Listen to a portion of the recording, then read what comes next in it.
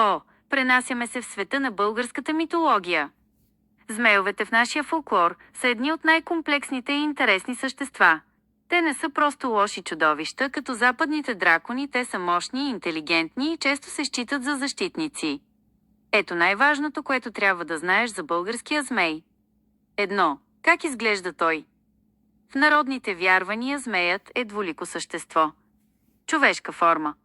Може да изглежда като изключително красив момък с златни крила под мишниците, които крие от хората. Митична форма. Огромен гущер с люспи, крила и огнена опашка. Често се вярва, че от него излиза огън или светлина, когато лети. 2. Защитникът на реколтата. За разлика от ламята, която е чисто зло и носи суша, змеят е приятел на хората сей.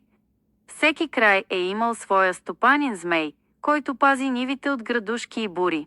Когато се зададе градоносен облак, местният змей излиза да се бори с него в небето, за да спаси реколтата на селото. 3. Любовта на змея. Змейова гонитба. Това е най-популярният мотив в българските народни песни. Змейовете често се влюбват в красиви девойки. Змейовата любов обаче е опасна.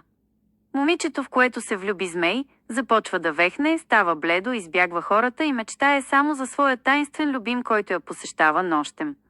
За да се излекува момата, са се правили специални обреди с билки, разковниче, чемерика, за да се прогони змеят. 4. Произходът. От шаран до змей. Една от най-интересните легенди гласи, че змеят не винаги се ражда такъв. Вярвало се е, че ако шаран живее 40 или 100 години в езеро, без да бъде видян от човешко око, той пораства, поникват му крила и се превръща в змей. 5. Змеят и ламята. Вечните врагове.